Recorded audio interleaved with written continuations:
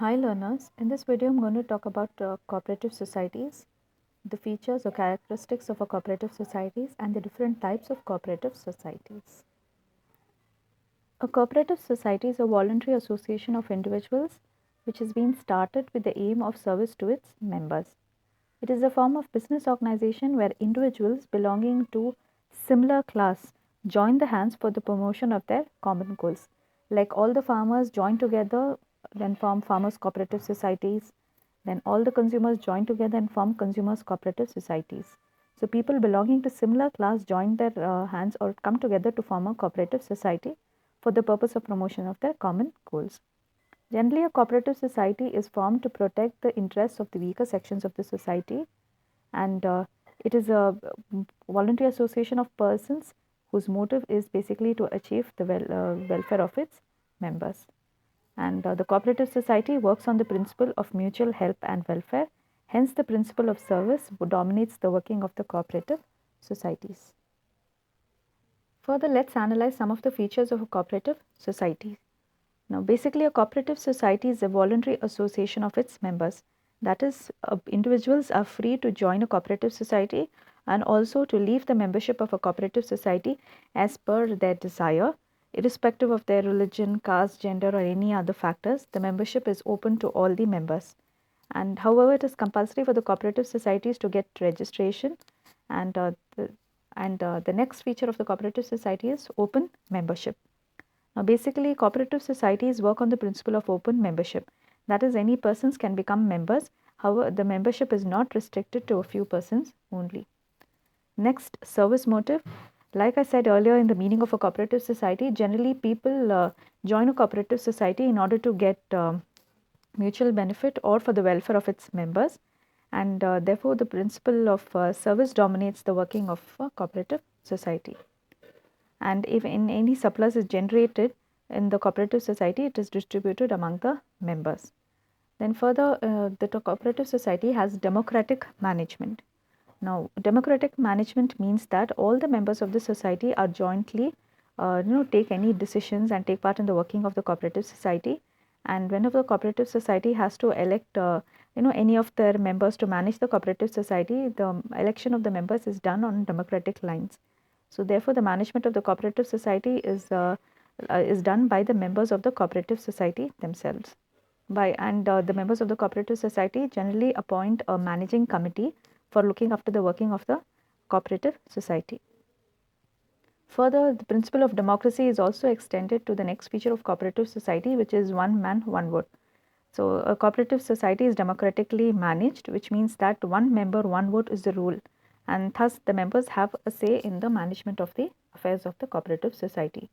Now, unlike in the case of a joint stock company, the members are allowed to vote based on, or their vote is counted based on the number of shares which is held by them. Like supposing we have two shareholders, Mr. A and B, in the case of a joint stock company. If Mr. A owns 20,000 shares and Mr. B owns 10,000 shares, then Mr. A's vote will be counted as two votes and Mr. B's vote will be counted only as one vote. So here, though, here in the case of a joint stock company, the principle of one man, one vote is not there.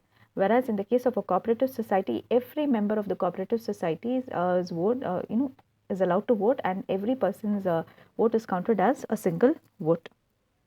Next is distribution of surplus.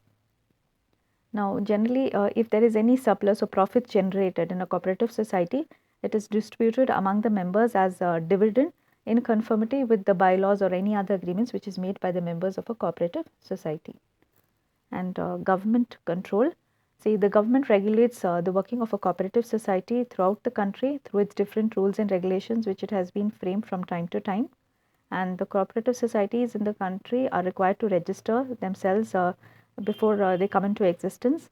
And sometimes the various state governments also frame several laws further to improve the functioning of the cooperative societies in their states.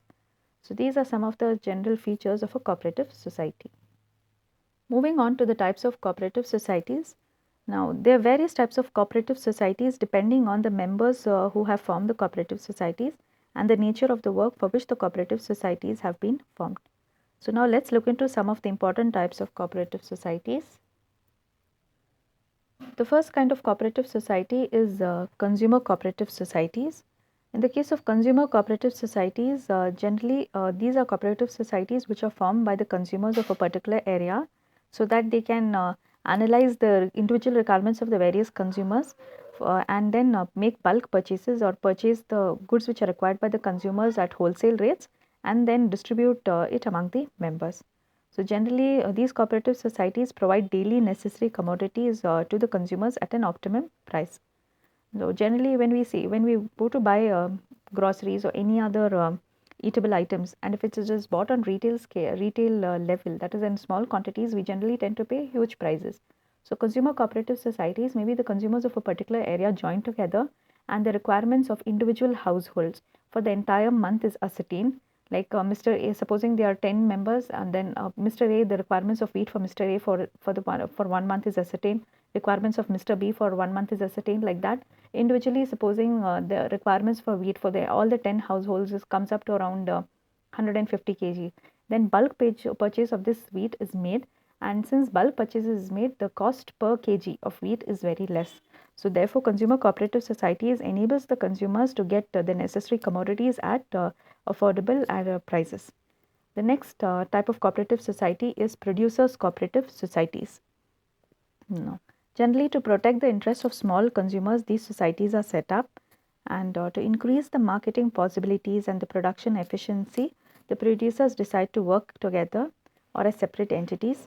However, the entire output of these producers is then pooled in and sold together collectively in the market, and basically activities like processing, marketing and distribution of these goods is performed by the members. So basically, in the case of producer cooperative societies, either the individual producers produce the goods individually and then sell it together in the market, or even the manufacturing is carried out together. Now, this joint distribution of goods or selling of goods helps in lowering the costs which is incurred in transportation, warehousing of goods when before they are sold, and the profit which is so attained through these producer cooperative societies is distributed among the members in proportion to the goods which is supplied by them.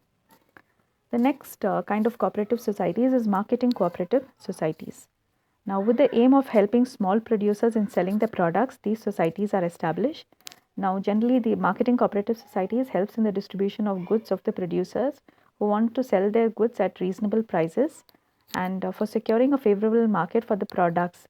Generally, the marketing cooperative societies eliminate the services of middlemen and improve the competitive position of the members or of the producers who are engaged in marketing cooperative societies. And the output of the individual members is collected, and various marketing functions like transportation, packing of the goods, warehousing of the goods are performed by these cooperative societies who sell the products in the market at the best possible price. The next type of cooperative societies is housing cooperative societies.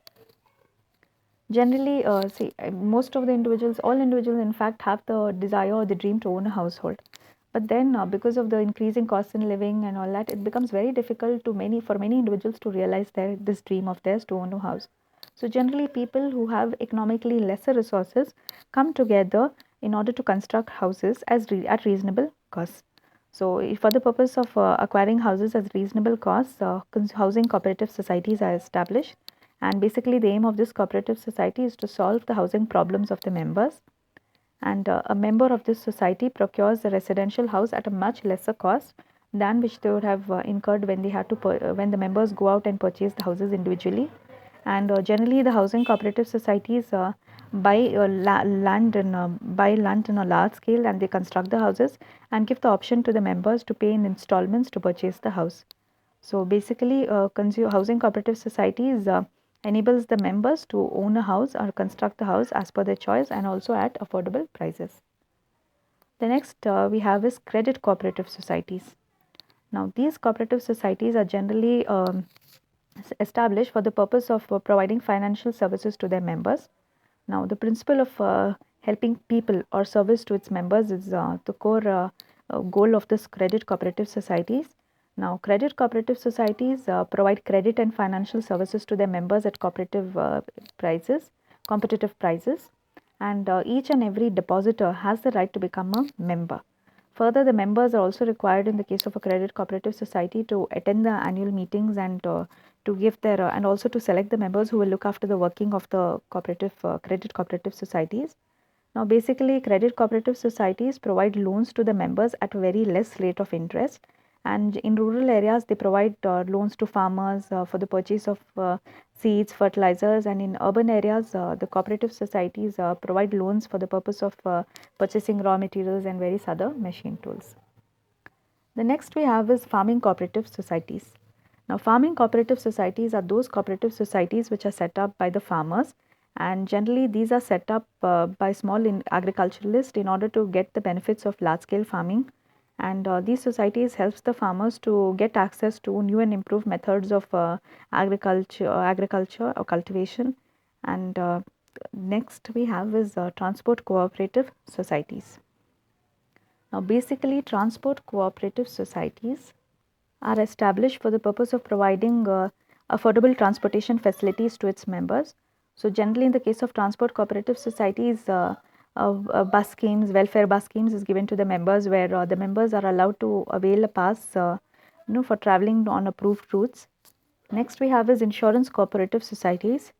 Now, insurance is the facility which helps an individual to protect themselves against perceived risk. So, generally, to avail insurances, people have to pay premiums, and the cost of premium is high if you go for an individual purchase of insurance policies. So, generally, group insurance policies enable the members to purchase these insurance policies at a lesser premium. So, basically, insurance cooperative societies helps the members to avail the advantages of group insurance policy for its members, and also the amount of premium which is paid to insurance companies is reduced. Next, we have a storage cooperative societies. Now, these are societies which are formed for the purpose of providing storage facilities or warehouse facilities for its members, both in the case of perishable goods and as well as non-perishable goods at a very lesser rate. Perishable goods are those goods which degrade in the quality very easily, very soon. Maybe in the case of vegetables, milk products, all these are perishable goods, and non-perishable goods could be items like furniture and machines and all that. So generally, storage cooperative societies provide facilities to the members to store their goods in proper warehouses and at lesser prices before the distribution of goods is made to the final customers. Lastly, we have labor cooperative societies. Generally, these are cooperative societies which are formed by unskilled labor and basically in the unorganized sector for the purpose of getting better wages for the laborers. So, this type of society makes a contract with different firms and associations for the provisions of their labor, and collective bargaining is made by the laborers in order to get better wages from the employers. These are the different types of cooperative societies.